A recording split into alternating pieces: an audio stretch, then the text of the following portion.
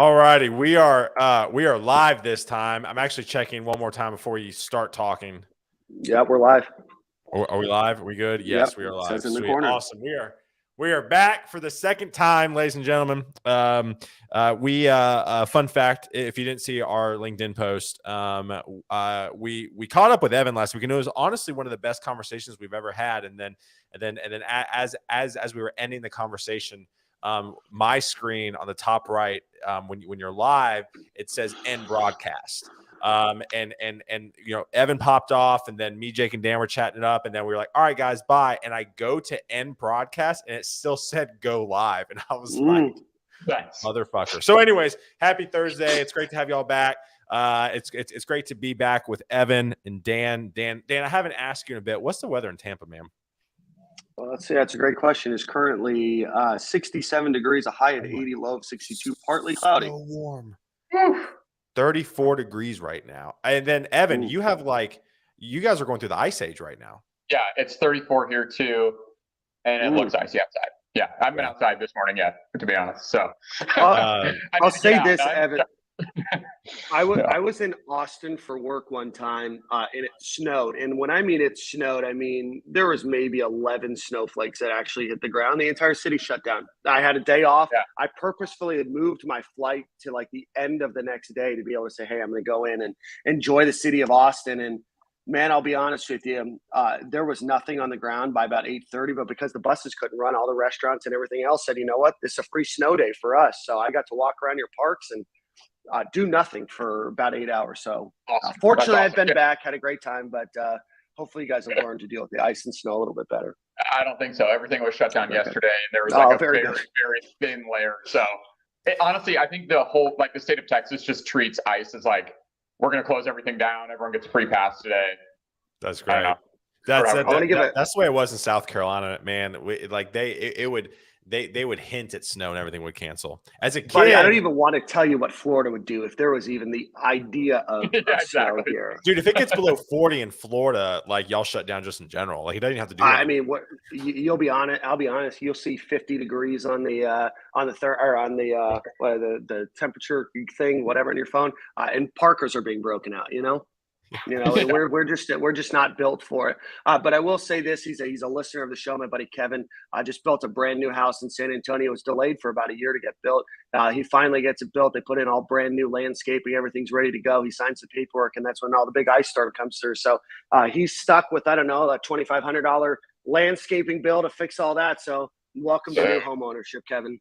Good Lord have mercy. Well, this is not the Weather Channel podcast. This is a podcast specifically around companies doing cool shit you probably haven't heard of. And so we're really excited to have Evan on. And so Evan, let's give the people what they want a little bit.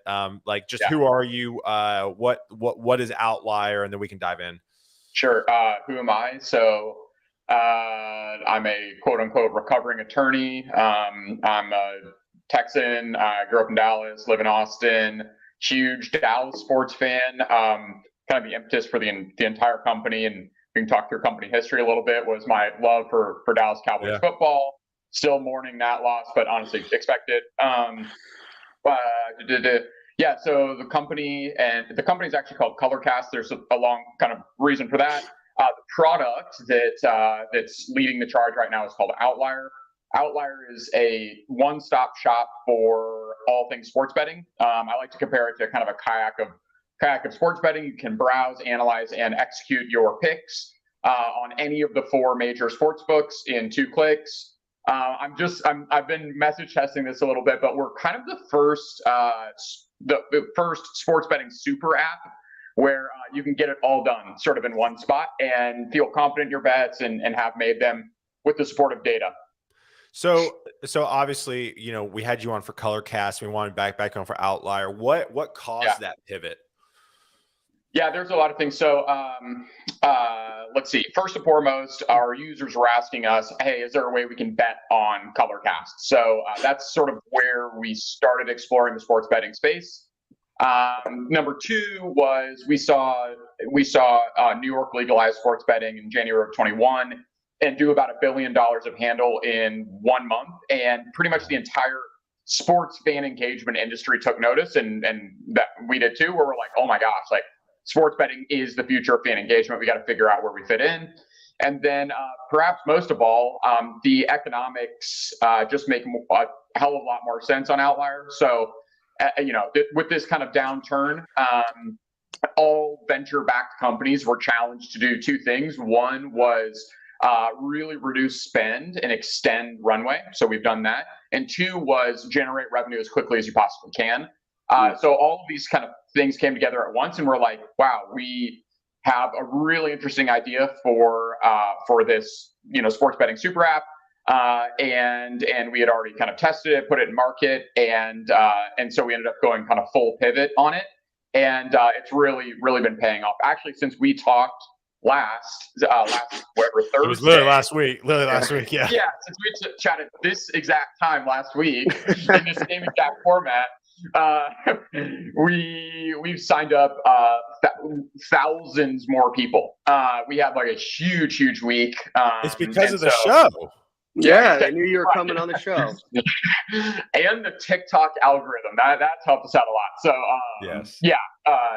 But anyway, it's popping off right now. It's cool to get real dollars in the door, and yeah. So anyway, that's sort of where we're at.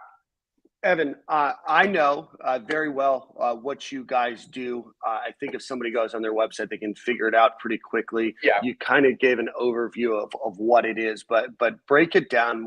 When somebody joins Outlier, what are they getting? What are you guys providing to them that makes it worth the money for them? Yeah. So okay, so I'm going to overextend this kayak analogy because I think it kind of helps. So when you're searching for a flight and you don't know where you want to go, and you don't know what airline you're going to fly, and you don't know at what time you're going to fly it, you actually start with an aggregator like Kayak, right? Like the first thing you do is you don't just go to American Airlines and search flights, because you're not going to see the universe of destinations. You're not going to see all the different prices. American Airlines isn't going to negatively review themselves, right? You're not going to get the best price. So Outlier is doing the same thing. When you go to contemplate a sports bet, it actually doesn't make sense to navigate first to the sports book. Instead, you should navigate first to the aggregator. And so that's what Outlier is. So you come on the app, you can scroll through our trending insights. We've got really cool insights, like in the last 10 games on the road after a loss, when guarded by Kawhi Leonard, LeBron James is 9 for 10 going over 30 points, right? Like, oh, damn, like that's cool. And here's where it's available. It's available at DraftKings. It's available at FanDuel, and here are the prices. So you can navigate through those insights. If you want to drill down deep on a particular bet, like, I don't know, the Super Bowl spread, which I actually haven't seen the spread yet, but if you want to drill down on the Super Bowl spread, we'll show you, okay, here are all the injuries, here are all the projections, here's how these teams' offenses and defenses compare, and here are the prices at the 4 major sports books. So that's really, really exciting. And then once you kind of browsed and analyzed, then you can actually execute the bet. And so here again, just like Kayak, you choose your bet. We'll show you the price, and then at that, the very last second on Kayak, it moves you over to American Airlines, where you actually press purchase. Same thing happens on Outlier. You get it all teed up. You can tee up 10 different bets, and then click the button, place all 10 on FanDuel.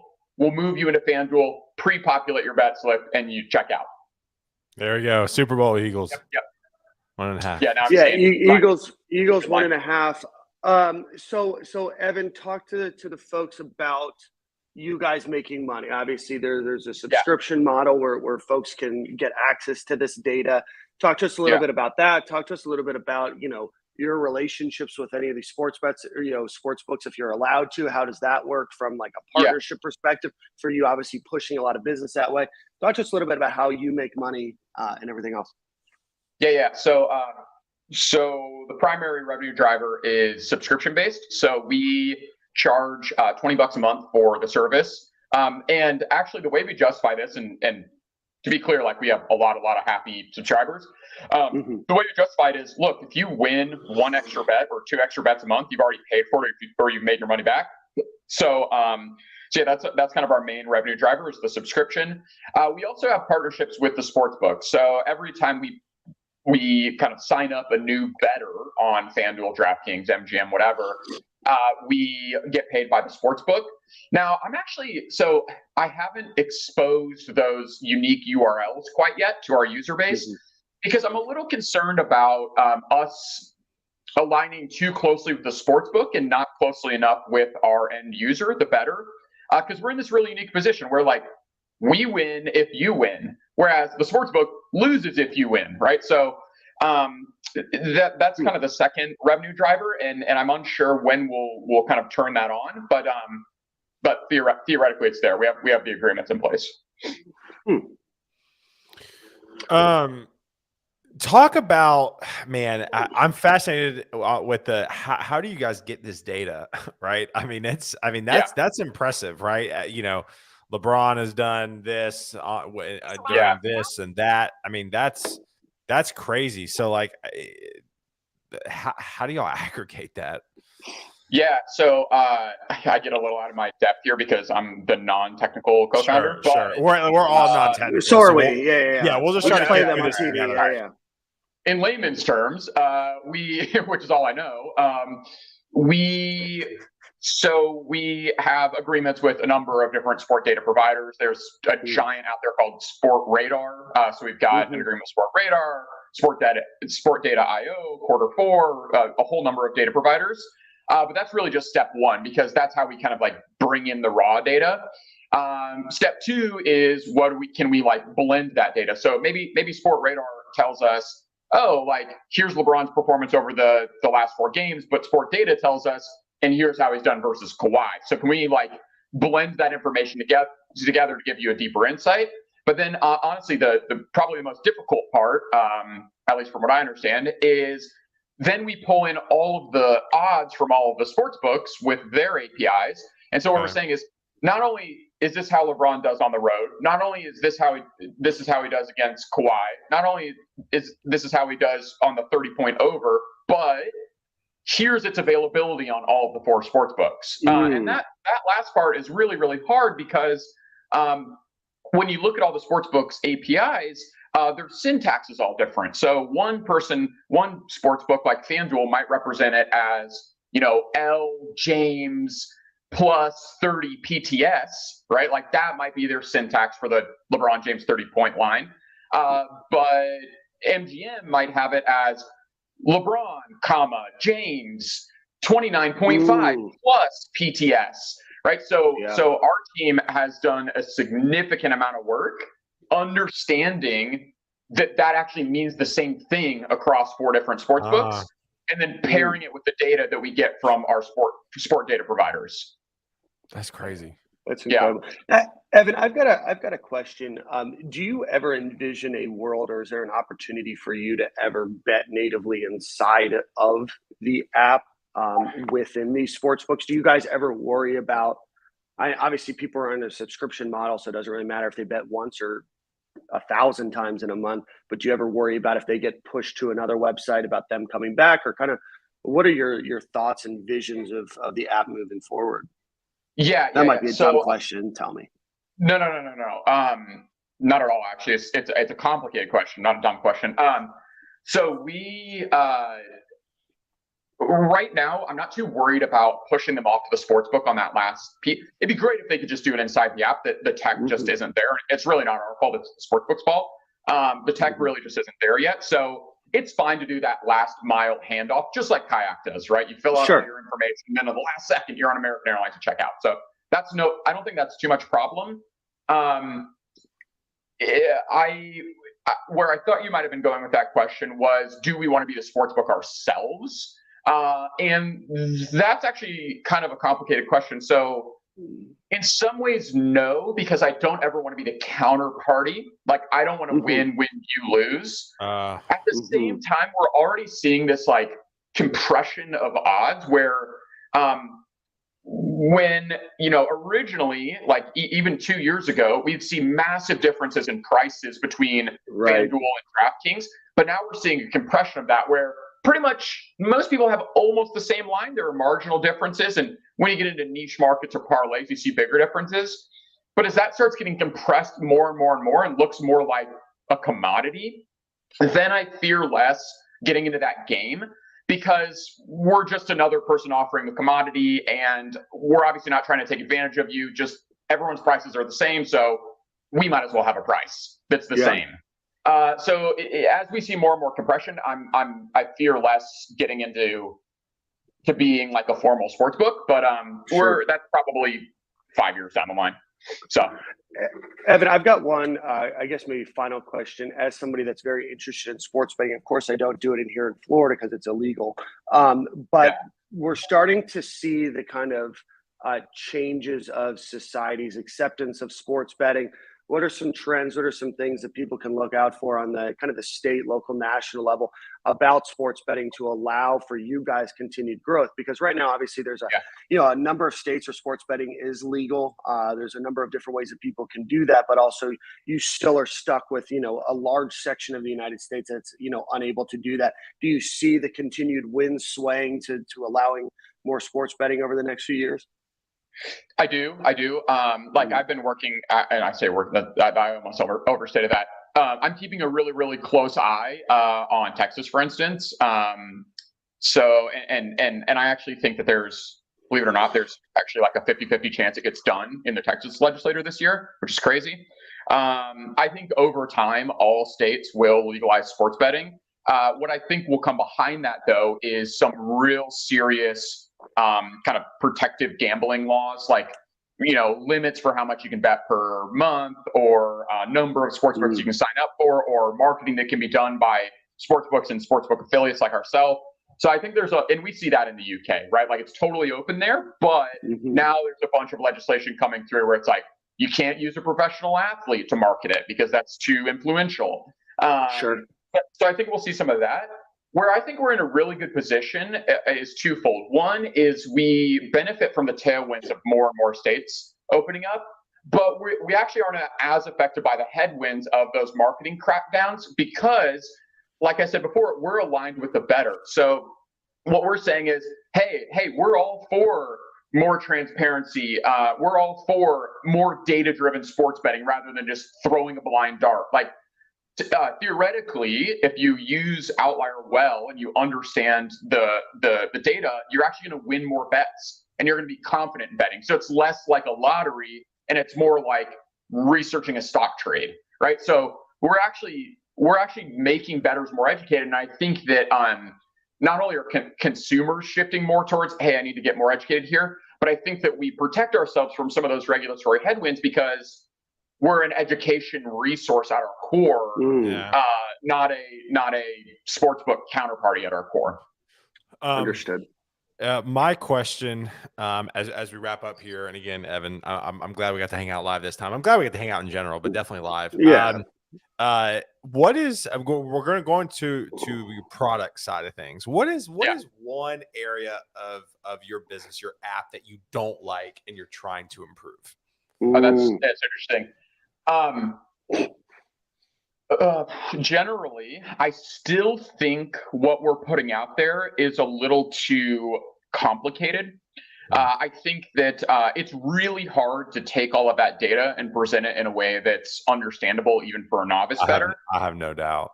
Yeah. So that's really, really tough. And this is my non-answer answer. I do think we've done a good job with that, better than anyone else in the market for sure. But it's still complicated. And but when I look at our roadmap, I mean, I think that step one is find a way to present all the data, aggregate and present all the data. Step two, for an intermediate bettor. Step two is, can we make that even simpler so that a novice bettor can pick it up and feel confident about their bets? I think we're moving in that direction, but I definitely don't think we're there yet. When we were talking in person, if your grandmother picked it up, she would not know what was going on, right? And I don't know if we'll ever pass the grandmother test, but maybe my 63-year-old mother, though. But maybe you're 63. Yeah, we definitely need to be trending in that direction, and we're just not there yet. Yeah, I love that. I can see your mom laying some sick parlays, Taylor. Dude, right. My mom would know. Last question. it's a very important question. Where's your favorite place to eat in Austin right now? Oh, nice. Okay, I really like this kind of interior Mexican place in Hyde Park called Cura's. Okay. Cura's has an avocado margarita, which sounds kind of insane, but what ends up happening is it gives it this like smoothie consistency. So you literally feel like you're drinking like a Juice Land smoothie, but it's a margarita. And so then you have 3 of them and you can't walk after your business lunch. Buddy, I'll be honest with you, outside of the idea of tequila, you did not sell me. That's not your fault. It's just, we did get a Torchy's here in Tampa. We're about to get a Torchy's here in the Tampa Bay area, Evan. So if you're ever favoring a Torchy's meal and you don't want to drive to the one that's probably a mile from where you live, feel free to come over to Tampa. Okay. Make you feel like home. Torchy's also have 10 years ago here. Oh, I know. We're just yeah. Sounds good. All right, Evan. Well, thanks again for hanging with us, man. We appreciate it. And we'll be in touch. Okay.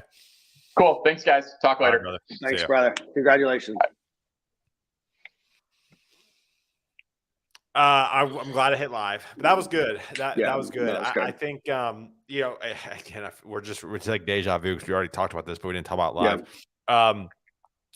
But I think the big thing is what we talked about even last time when we kicked Evan off was I think the adoption for sports betting. So I think there's from a user perspective, there's so many like obstacles you got to get over, right? So like sports betting was illegal, right? It's dirty, right? Like there's just a negative connotation. Then you're going to try to go on an app and you already have that mindset that it's dirty. So then if the app experience sucks, you're just going to move on immediately. And I think it sounds like Evan they are succeeding with that, but I think if they can get that really, really good, I think they could be wildly successful. Listen, I think for me, I mean, beyond just, as somebody that follows sports, I have a sports podcast. I do some sports freelance writing. I mean, big sports guy, but with sports betting being illegal in Florida and obviously me not participating in it, what I could see the app a good use for could be somebody that's interested in that world, right? Like, what does my team do, right? Like, if I want to root them on, what are my chances of success in similar types of situations, right? Like, I don't know. I think that there's a lot that goes into data aggregation, and I know obviously they're very tied into sports betting, but I think being able to aggregate data to be able to use easily and to understand that's certainly a net positive for, people that maybe aren't into sports betting, if that's your thing, right? Obviously, this world is always going to be smaller. The adoption of sports betting has grown astronomically, and I still think that it will. And I think that Evan's got a fantastic team, a fantastic product. Would have really loved to hear more, and obviously we just don't have time, about the transition from Colorcast, which was doing live announcing, that individuals could do at home of live sporting events and stuff like that, which was really fascinating, to the move over to Colorcast or to Outlier and everything in between. But man, there's very few people that excite me about what they're doing and the way that they understand the product, the way that Evan does. So always good to catch up with him. And, I think that he's going to, blow it out of the market until, somebody pays him a boatload of money. I think you're bringing up a good point. Like he could even, Outlier could even be I'm always thinking about how do you bring in users to what you're doing that isn't exactly what you're doing, right? So, like, for example, I'm a Gamecock, you're a Gator. It would be if there would be a way on Outlier, I can download Outlier, I can follow the Gamecocks football, and on every game that we have, Outlier would send me data around the game, right? So since 2000, Florida and South Carolina are 10-10, right? Or whatever. And like, here are the last 5 games here, when Gamecocks are away, they usually, whatever. That would be really cool because I would download Outlier and I would be like, and then I'd be like, well, I download Outlier so I can get like push notifications for Gamecock games. And then basically I could be like, all right, well, maybe I want to bet. Yeah, no, I mean, I think that certainly connects you to somebody that may not otherwise be interested. There's so many data, there's so many data funnels and streams out there that the average consumer can't afford it doesn't want to, and there's just too many places to go, right? I mean, Sports Source Analytics for college football is probably the biggest name that's out there, but the average person isn't going to pay $500 and some odd a year just for that stream. Sure. Because primarily they don't know what to do with it, right? Like it comes in an Excel file, right? Like how do you even get information out of that, right? So like even being able to see data is cool. I mean, I think that people that are able to put data together to capture it for, being easily and consumable products are huge in this marketplace. And then who knows, maybe they do, move into sports betting, or maybe they use that as bar conversation, right? Or whatever that might be. To me, as a sports fan, that is enough for me to say, hey, for 4 lattes a month, probably 3 now, I can now have access. And if you're a casual fan of sports, that may not make sense to you. But for the small subset of the population that all they do is consume sports data, I mean, to be able to have that in one place would be really cool. That would be pretty cool. Sweet, man. All right, dude. Well, thanks for hanging out with me this morning. We appreciate Absolutely. it. Jake, hopefully you're okay. You're doing the thing where you don't text us back, but hopefully you're okay. Yep. I'll see you next week. We'll see you next week. All right. See y'all.